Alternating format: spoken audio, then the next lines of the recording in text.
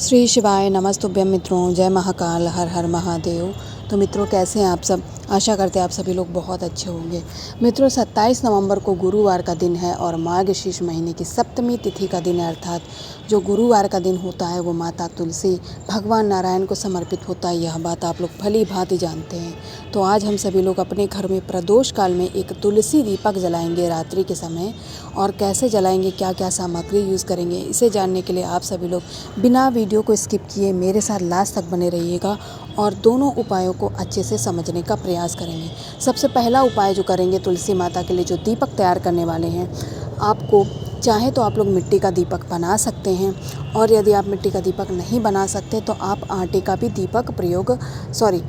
दीपक बना सकते हैं। नहीं बना सकते तो आप लोग मिट्टी के दीपक का प्रयोग कर सकते हैं। दीपावली के पर्व में जिन दीपकों का आपने यूज़ किया था, बहुत सारे लोगों ने उन दीपक को उठा के रख लिया होगा, उनका भी प्रयोग किया जा सकता है। क्योंकि इस उपाय में ऐसा पूज्य गुरु जी ने नहीं कहा है कि आपको नया दीपक ही लेना है। दीपक साफ़ होना चाहिए, बस इस बात का आप लोग ध्यान रखेंगे। घी से लगाएंगे बाती, और माता रानी के लिए बाती लगा रहे हैं तो आप लोगों को लंबी बाती का प्रयोग करना है। इतनी बात आप लोग समझ चुके हैं। अब इस दीपक को हम उठाएंगे।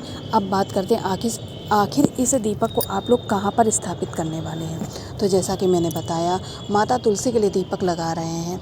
ध्यान रखिएगा, गुरुवार के दिन आप क्या होता है, तुलसी का पत्ता तोड़ा नहीं जाता, लेकिन हमें दीपक के नीचे आसन लगाने के लिए तुलसी का एक पत्ते की आवश्यकता है। तो जब आप तुलसी माता के गमले के पास जाएंगे, वहाँ पर आपको दिखेगा कि बहुत सारी पत्तियाँ अपने आप से गिर जाती हैं। तो आप कोई एक पत्ती उठा करके साफ़ करके उसी का आसन लगा लीजिएगा। मिट्टी का या आटे का जो भी आपने दीपक लिया है, उसे इसी तुलसी माता के पत्ते पर आप लोग स्थापित कर देंगे। अब बारी आती है इसे प्रज्वलित करने की। आखिर हम इसे जलाएंगे किस नाम से? मित्रों, माता रानी का दिन तो है ही, भगवान नारायण भगवान विष्णु जी का भी दिन है। तो आप लोग क्या करिएगा, जब दीपक की बाती को जलाएंगे तो माता तुलसी के स्मरण से बाती जला दीजिएगा। हाथ जोड़ कर बैठ जाएंगे। यदि आपकी कोई इच्छा मनोकामना है, उसे माता तुलसी से पूर्ण करने का निवेदन करेंगे। जो भी आपकी इच्छा मनोकामना, मुझे तो नहीं पता, किसी की धन की होती, किसी की रोग बीमारी, किसी की व्यापार, तो किसी की धन संपदा, सबकी अपनी अलग अलग इच्छाएं मनोकामनाएं होती हैं।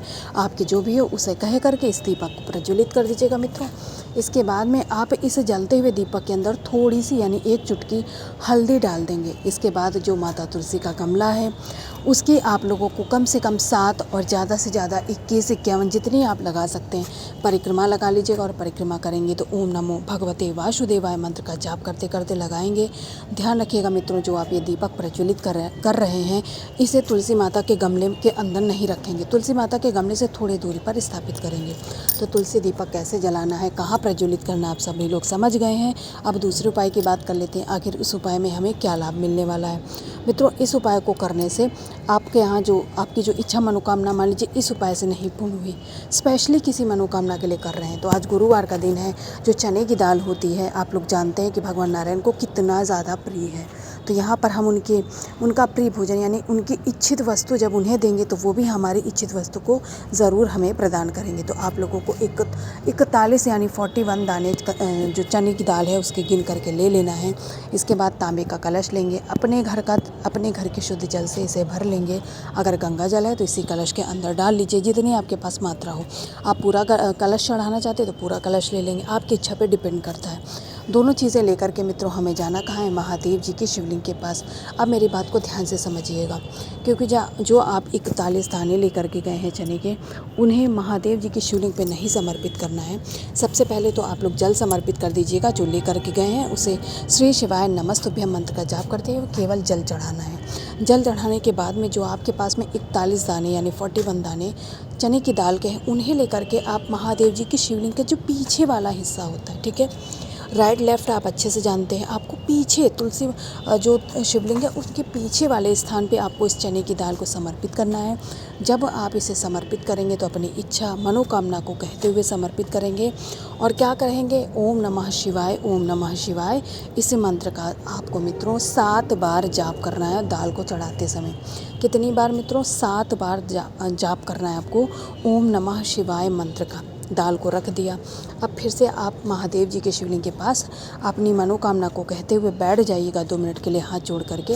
अपनी इच्छा मनोकामना को कहने के बाद अब इस दाल को यहाँ से उठाएंगे और अब इसे उठा करके आपको जो भगवान नारायण अर्थात भगवान विष्णु की कोई फ़ोटो, मूर्ति, प्रतिमा वहीं पर होगी ही, वहाँ पर भगवान विष्णु जी के चरणों में इस दाल को समर्पित कर दीजिएगा और भगवान नारायण से भी विनती करिएगा अपनी इच्छा मनोकामना को पूर्ण करने का।